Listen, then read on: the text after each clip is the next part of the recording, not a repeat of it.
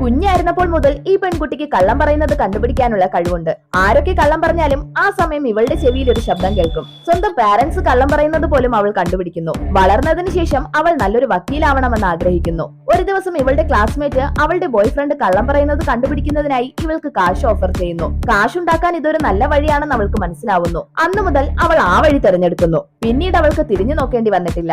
Luxury കാറിൽ body ഗാർഡിനെയും കൊണ്ടാണ് യാത്ര ചെയ്യുന്നത്. ഒരു ദിവസം ഒരു റിച്ച് ലേഡി ഇവളെ വിളിക്കുന്നു. അവർക്ക് തന്റെ ബോയ് ഫ്രണ്ട് തന്നെ ആത്മാർത്ഥമായി സ്നേഹിക്കുന്നുണ്ടോ എന്നറിയണം. അയാൾക്ക് സംശയം തോന്നാതിരിക്കുന്നതിനായി ഇവൾ ആ ലേഡിയുടെ കസിൻ എന്ന് പറഞ്ഞാണ് ഇവിടേക്ക് വന്നിരിക്കുന്നത്. അവൾ അയാൾ സത്യമാണോ പറയുന്നതെന്ന് അറിയാൻ ചില ചോദ്യങ്ങൾ ചോദിക്കുന്നു. എന്റെ കസിനെ നിങ്ങൾ കാശ് കണ്ടിട്ടാണോ സ്നേഹിക്കുന്നതെന്ന് ചോദിക്കുമ്പോൾ അയാൾ ആദ്യം ഒന്ന് അസ്വസ്ഥനാകുന്നു. പിന്നീട് ആദ്യം ഞാൻ കാശ് കണ്ടിട്ടാണ് സ്നേഹിച്ചതെങ്കിലും ഇപ്പോൾ ഞാൻ അവളെ ആത്മാർത്ഥമായി സ്നേഹിക്കുകയാണെന്ന് പറയുന്നു. അത് കേട്ടവൾ അത് സത്യമാണെന്ന് മനസ്സിലാക്കുന്നു. അതറിഞ്ഞ ഈ ലേഡി സന്തോഷിക്കുന്നു. അപ്പോൾ അവിടേക്ക് വന്ന ജോലിക്കാരിയെ അവർ അയാൾക്ക് പരിചയപ്പെടുത്തുന്നു. അയാൾ ആ ലേഡിയോട് ആദ്യമായി കാണുന്നത് പോലെ സംസാരിക്കുന്നു. അപ്പോൾ ഇവളുടെ ചെവിയിൽ ശബ്ദം കേൾക്കുന്നു. ഉടനെ അവൾ അത് ചോദിക്കുന്നു. പാനിക്കായ ആ ലേഡിയുടെ കയ്യിൽ നിന്ന് ഗ്ലാസ് ജാർ തറയിൽ വീഴുന്നു.